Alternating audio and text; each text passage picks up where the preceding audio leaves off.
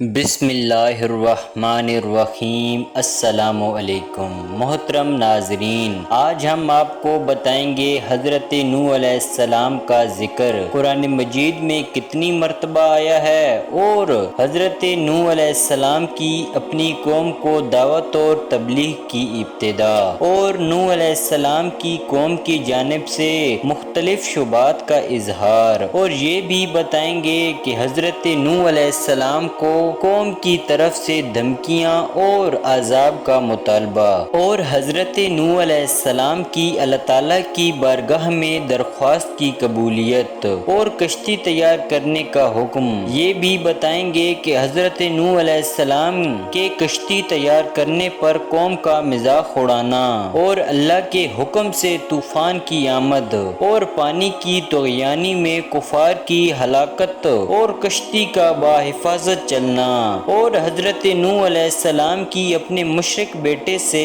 شفقت اور اللہ کی ناراضگی، اور یہ بھی بتائیں گے کہ ایمان کے بغیر نجات ممکن نہیں، اور حضرت نوح علیہ السلام کی اپنی اولاد کو وصیت۔ حضرت آدم علیہ السلام کے بعد مشہور انبیاء میں سے ایک حضرت نوح علیہ السلام ہیں۔ آپ کی ولادت حضرت آدم علیہ السلام کی وفات کے 126 سال بعد ہوئی۔ آپ علیہ السلام کو 1000 سال عمر ملی، اس میں سے 950 سال تک آپ علیہ السلام اپنی قوم کو نصیحت کرتے رہے۔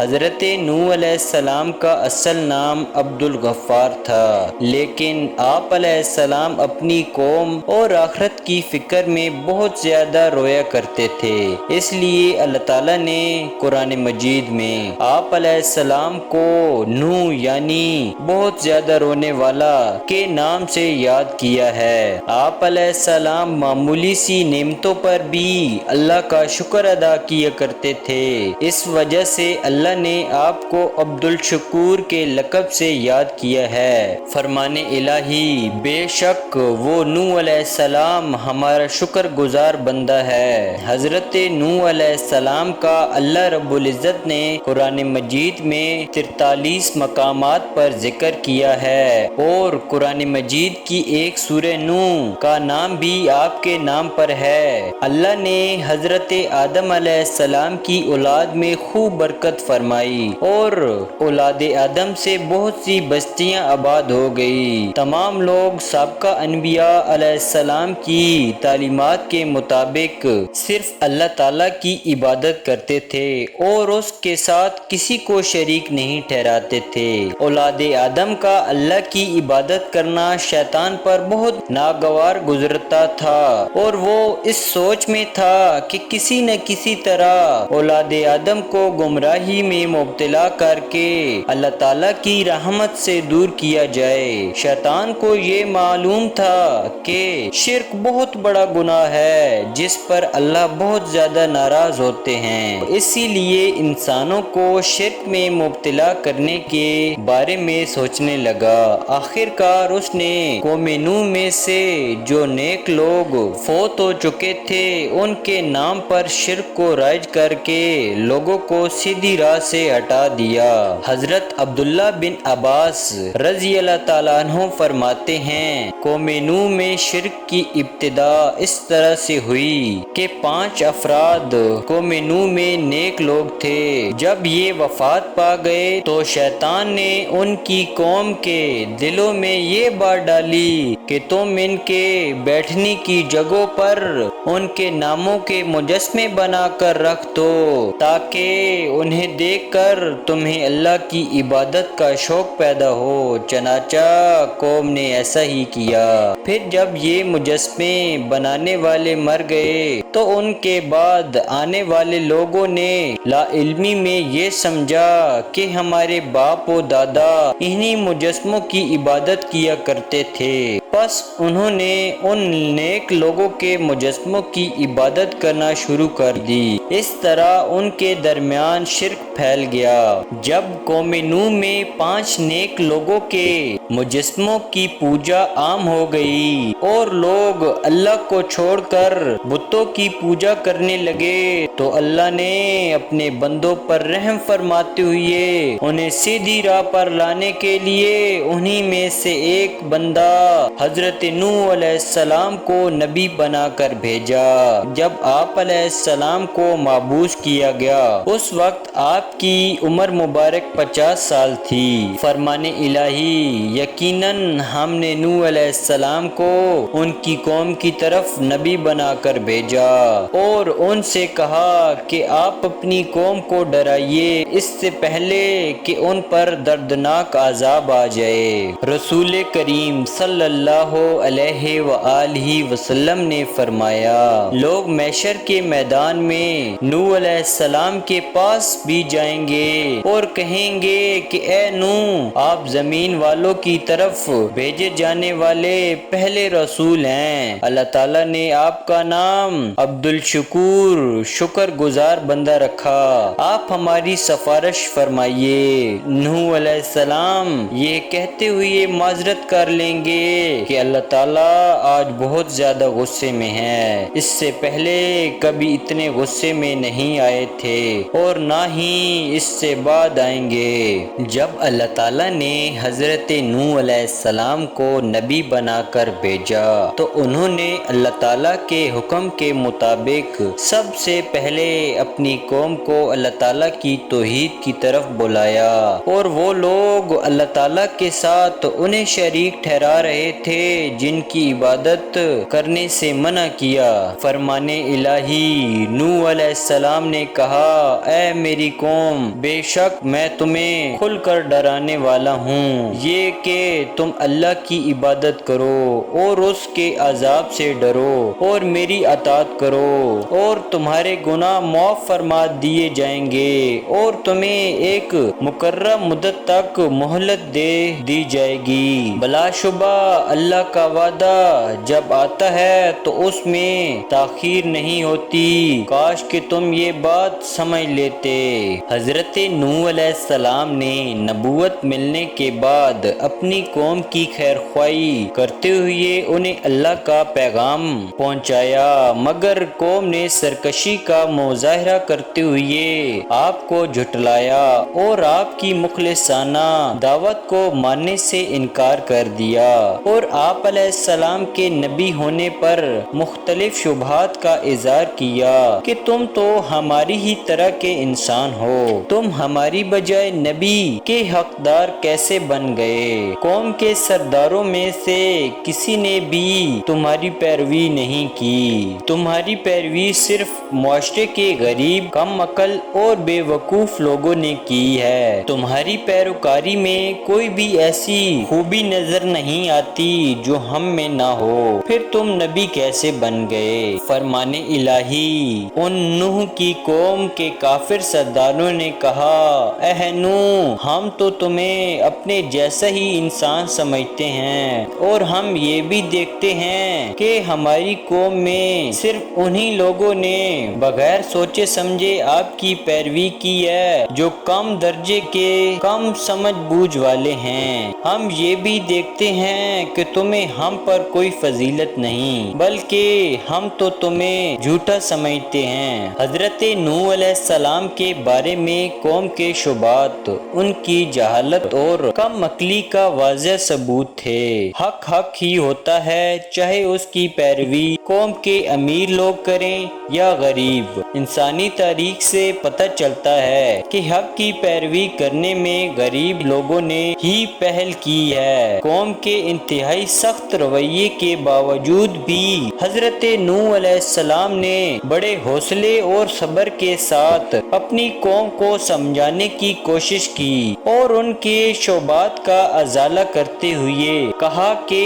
اللہ نے مجھے نبی ہونے کی واضح دلیل عطا کی ہے اور میرا تمہارے جیسا انسان ہونا نبوت ملنے میں رکاوٹ نہیں۔ میری رسالت پر ایمان لانے والوں کا مالی اعتبار سے کمزور ہونا بھی مجھے نبوت ملنے سے منع نہیں، اس لیے کہ انسان ہونے اور عقل اور فہم رکھنے کے اعتبار سے وہ تمہارے ہی جیسے ہیں۔ نبوت تو اللہ کی طرف سے رحمت اور اس کا فضل ہے جو اس نے مجھے عطا کی ہے، مگر تم نے اس کی قدر نہیں کی اور بغیر سوچے سمجھے مخالفت پر اتر آئے ہو۔ میں تو تم سے خیر خواہی سے پیش آ رہا ہوں اور اس دعوت پر میں نے تم سے کسی اجر کا مطالبہ بھی نہیں کیا، میرا صلہ اللہ ہی دے گا۔ تم میری پیروکاری کو جھوٹا کہتے ہو اور مجھ سے مطالبہ کرتے ہو کہ میں انہیں اپنے پاس سے دور کر دوں۔ یاد رکھو میں ایسا ہرگز نہیں کر سکتا، اس لیے کہ ایمان لانے کے بعد اللہ تعالیٰ کے نزدیک ان کا مقام بلند ہو چکا ہے، لہٰذا تم میری خیر خواہی کو مد نظر رکھتے ہوئے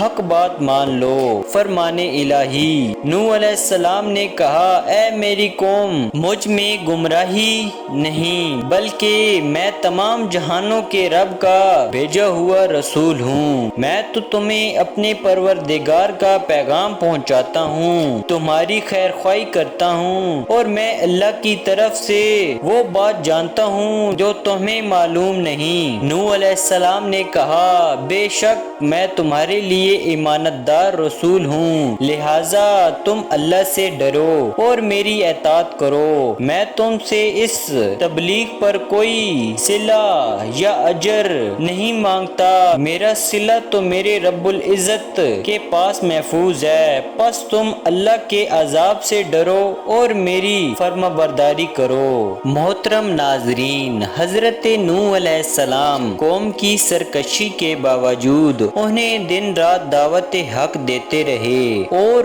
قوم ان پر جو بھی الزامات لگاتی رہی اس کا اچھے انداز میں جواب دیتے رہے۔ دعوت حق دیتی ہوئے حضرت نوح علیہ السلام کو 950 سال گزر گئے۔ جب ایک نسل کے لوگ مرنے کے قریب ہوتے تو وہ بعد والوں کو یہ نصیحت کر جاتے کہ تم نوح علیہ السلام پر ایمان نہ لانا۔ آخر کار ان کی طبیعت ہی ایسی بن گئی کہ جیسے ایمان اور حق قبول کرنے کی کوئی صورت گوارا نہیں تھی۔ انہوں نے بجائے دعوت حق کو قبول کرنے کے آپ علیہ السلام کو مختلف انداز میں دھمکیاں دینا شروع کر دیں اور ساتھ ہی یہ بھی کہنے لگے کہ جس عذاب سے آپ ہمیں ڈراتے ہو وہ لے آؤ۔ جب حضرت نوح علیہ السلام کی دن رات دعوت ایمان اور بے مثال کوششوں کے باوجود قوم نے دعوت ایمان قبول کرنے کے بجائے عذاب کا مطالبہ کر دیا اور اللہ تعالیٰ نے بھی بذریعہ وحی آپ علیہ السلام کو آگاہ کر دیا کہ جن کی قسمت میں ایمان تھا وہ لا چکے، اب مزید ایمان نہیں لائیں گے، تو آپ علیہ السلام نے اپنی قوم کے سرکش اور کافر لوگوں کے مقابلے میں اللہ سے مدد کی درخواست کر دی۔ حضرت نوح علیہ السلام نے اللہ رب العزت سے اپنے لیے مدد کی درخواست کی تو اللہ نے فوراً قبول فرماتے ہوئے آپ کو ایک کشتی بنانے کا حکم دیا۔ فرمان الہی۔ ہم نے نوح علیہ السلام کی دعا قبول فرما لی اور اس نوح کی قوم کے خلاف مدد کی جنہوں نے ہماری آیات کو جھٹلایا، یقیناً وہ بہت ہی برے لوگ تھے۔ حضرت نوح علیہ السلام اللہ کے حکم کے مطابق ایک ایسے میدان میں کشتی تیار کرنے میں مصروف ہو گئے جس کے قریب وجود میں دور دور تک کشتی چلانے کے لیے پانی موجود نہیں تھا۔ آپ علیہ السلام کی قوم کے کافر لوگ جب آپ علیہ السلام کے پاس سے گزرتے تو آپ علیہ السلام کا مذاق اڑاتے اور کہتے کہ یہاں تو دور دور تک پانی موجود نہیں اور آپ پانی میں چلانے کے لیے کشتی بنا رہے ہیں۔ ان قوم نوح کے تصور میں بھی نہیں تھا کہ اللہ تعالیٰ انہیں پانی میں غرق کرنے والا ہے۔ آپ علیہ السلام انہیں جواب دیتے کہ جس طرح آج تم ہمارا مذاق اڑا رہے ہو اسی طرح ایک دن تمہارا بھی مذاق اڑایا جائے گا اور تمہیں بہت جلد معلوم ہو جائے گا کہ اللہ کے غضب کا شکار کون ہوتا ہے۔ جب نوح علیہ السلام کشتی تیار کر چکے تو اللہ رب العزت نے حضرت نوح علیہ السلام کو حکم دیا کہ آپ خود بھی کشتی میں سوار ہو جائیے اور میرے مومن بندوں اور تمام حیوانات میں سے جوڑا جوڑا کشتی میں سوار کر لیجئے، مگر کفار میں سے کسی کو بھی کشتی میں سوار نہ کرنا۔ حضرت نوح علیہ السلام نے اللہ کے حکم کے مطابق مومن بندوں کو جن کی تعداد تقریباً 80 تھی کشتی پر سوار کر لیا، جن میں سے حضرت نوح علیہ السلام کے بیٹے سام، حام، یافز اور ان کی بیوی بھی شامل تھی۔ تمام جانوروں کا ایک ایک جوڑا بھی سوار کر لیا۔ پھر اللہ نے ایسا زبردست طوفان بھیجا کہ آسمان سے بھی زوردار بارش ہونے لگی اور زمین سے بھی پانی پھوٹنے لگا۔ چند لمحات کے اندر پانی اتنا زیادہ ہو گیا کہ اللہ کے حکم سے کشتی تیرنے لگی۔ جب قوم نوح پر سخت طوفان آیا اور ہر طرف پانی ہی پانی ہو گیا، قوم نوح کے سرکش افراد پانی میں ڈوب کر ہلاک ہو گئے، تو غیانی کے باوجود بھی حضرت نوح علیہ السلام کی کشتی موجوں میں صحیح و سلامت چلتی رہی، اسی لیے کہ اس کا محافظ اللہ تعالیٰ تھا۔ فرمان الہی، بے شک جب پانی کے طوفان میں طغیانی آ گئی تو ہم نے تمہیں نوح علیہ السلام کی کشتی میں سوار کر لیا تاکہ اس موقع کو تمہارے لیے نصیحت بنا دی اور اس نصیحت کو یاد رکھنا۔ حضرت نوح علیہ السلام کی کشتی اللہ کی حفاظت میں چلتی رہی تھی۔ اسی دوران آپ علیہ السلام نے اپنے مشرک بیٹے یام، جس کا لقب کنان تھا، کو آواز دی کہ آؤ آپ بھی ہمارے دین میں شامل ہو کر ہمارے ساتھ کشتی میں سوار ہو جائیے۔ بیٹے نے اس نازک موقع پر بھی اپنے باپ کی دعوت کو رد کر دیا اور اپنے ہاتھوں ہی اپنی ہلاکت کو مول لیا۔ فرمان الہی، اور نوح علیہ السلام نے اپنے بیٹے کو پکارا جو ان سے دور کچھ فاصلے پر الگ تھلگ تھا، اے میرے بیٹے، ہمارے ساتھ سوار ہو جاؤ اور کفار کے ساتھ نہ رہ جاؤ۔ اس نوح کے بیٹے نے جواب دیا، میں کسی بڑے پہاڑ کی طرف پناہ لے لوں گا، وہ مجھے پانی میں ڈوبنے سے بچا لے گا۔ نوح علیہ السلام نے بیٹے کو سمجھاتے ہوئے کہا، آج اللہ کے حکم سے عذاب سے کوئی نہیں بچنے والا، صرف وہی بچیں گے جن پر اللہ کا رحم ہوگا۔ اس وقت ان دونوں کے درمیان موج حائل ہو گئی اور وہ ڈوبنے والوں میں سے ہو گیا۔ جب نوح علیہ السلام نے اپنے مشرک بیٹے کو کشتی پر سوار کرنا چاہا لیکن اس نے انکار کر دیا، پھر آپ علیہ السلام نے اپنی آنکھوں سے اسے موجوں میں ڈوبتے ہوئے دیکھا تو اللہ سے اسے بچانے کی درخواست کی، جس پر اللہ تعالیٰ نے ناراضگی کا اظہار فرمایا، اس لیے کہ اللہ کے نزدیک شرک ایک بہت بڑا گناہ ہے۔ آسمان سے شدید بارش اور زمین سے پانی کے فوارے نکلنے پر زمین پر بہت سا پانی اکٹھا ہو گیا جس میں تمام کفار ڈوب کے مر گئے، صرف وہی لوگ بچے جو حضرت نوح علیہ السلام کے ساتھ کشتی میں سوار تھے۔ اللہ رب العزت کا طے کردہ فیصلہ پورا ہو گیا تو اللہ نے زمین کو حکم دیا کہ جو بھی تمہارے اوپر پانی ہے اسے پی جاؤ، اور آسمان کو حکم دیا کہ بارش برسانا بند کر دو۔ انہوں نے اللہ کے حکم کی تکمیل کی، زمین کا پانی کم ہونا شروع ہو گیا اور پہاڑوں کی چوٹیاں نظر آنے لگیں تو حضرت نوح علیہ السلام کی کشتی جودہ پہاڑ پر جا کر ٹھہری جو جو عراق کے شہر موصل کے قریب ہے۔ اللہ نے حضرت نوح علیہ السلام سے فرمایا کہ اب آپ سلامتی کے ساتھ کشتی سے زمین پر اتر جائیے۔ آپ پر اور آپ کے مسلمان ساتھیوں پر اللہ کی برکتوں اور رحمتوں کا سایہ رہے گا، اور ان میں سے کچھ کی نسلوں سے ایسے لوگ پیدا ہوں گے جو آگے چل کر کفر کی راہ اختیار کریں گے۔ ان کا مقصد دنیا کا عیش و آرام ہوگا۔ ہم انہیں دنیا سے فائدہ اٹھانے کا موقع تو دیں گے، لیکن آخرکار انہیں دردناک عذاب سے دوچار ہونا پڑے گا۔ محترم ناظرین، حضرت نوح علیہ السلام نے اپنی قوم کو اللہ پر ایمان لانے کی تلقین کی، مگر قوم پھر بھی ایمان نہ لائی، یہاں تک کہ آپ کا حقیقی بیٹا یام بھی عذاب الہی کا شکار ہو گیا۔ اس طرح آپ کی بیوی بھی ایمان نہ لانے کی وجہ سے عذاب الہی کی مستحق ٹھہری۔ فرمان الہی، اللہ تعالیٰ نے کفار کے لیے نوح اور لوط علیہ السلام کی بیویوں کی مثال دی ہے۔ یہ دونوں ہمارے دو نیک بندوں کے نکاح میں تھیں، مگر ان دونوں نے اپنے شوہروں کی خیانت کی، تو وہ شوہر اللہ کے مقابلے میں ان کے کچھ کام نہ آ سکے، اور ان سے کہہ دیا گیا کہ تم دونوں بھی جہنم میں داخل ہونے والوں کے ساتھ داخل ہو جاؤ گی۔ اللہ سبحانہ و تعالی نے کفار کو ہلاک کرنے کے بعد زمین کو خشک کر کے رہنے کے قابل بنا دیا، اور آپ علیہ السلام کی اولاد جو کشتی میں آپ کے ساتھ سوار تھی، ان سے انسانوں کی نسل کو باقی رکھا۔ سام کی نسل سے عرب، فارسی اور رومی وجود میں آئے۔ یافز کی نسل سے ترک،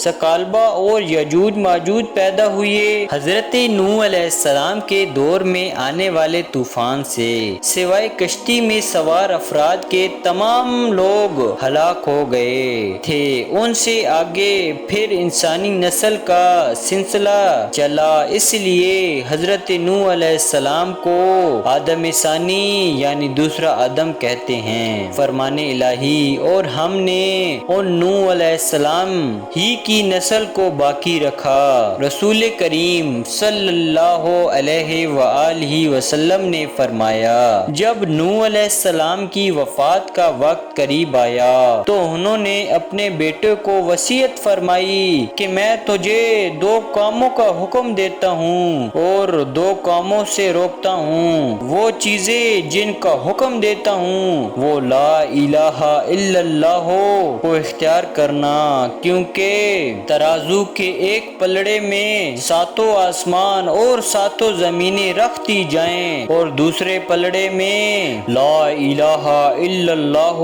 رکھ دیا جائے تو ان کلمات والا پلڑا جھک جائے گا۔ سبحان اللہ و بحمدہ کثرت سے پڑھتے رہنا، کیونکہ اس کی برکت سے اللہ تعالیٰ مخلوق کو رزق عطا فرماتے ہیں، اور وہ دو چیزیں جن سے منع فرماتا ہوں میں تمہیں اللہ کا شریک ٹھہرانے سے منع کرتا ہوں، تمہیں تکبر کرنے سے روکتا ہوں۔ عبداللہ بن عمر رضی اللہ تعالیٰ عنہ کہتے ہیں، میں نے عرض کی، اے اللہ کے رسول، شرک سے تو ہم واقف ہیں، لیکن تکبر کا کیا مطلب ہے؟ کیا اچھے جوتے پہننا، اچھا لباس پہننا، سواری کے لیے اچھا جانور رکھنا، یا اس کے باعث کثرت سے دوستوں کی آمد و رفت کا رہنا تکبر ہے؟ آپ صلی اللہ علیہ وآلہ وسلم نے فرمایا، نہیں۔ میں نے عرض کی، پھر تکبر کیا ہے؟ تو آپ علیہ السلام نے فرمایا، حق کی حقیقت کا انکار کرنا اور لوگوں کو حقیر جاننا تکبر ہے۔ اللہ رب العزت سے دعا ہے کہ ہمیں اللہ کا شکر گزار بندہ بنائے اور ہمیں تکبر اور شرک جیسی بری بیماریوں سے بچائے۔ آمین ثم آمین۔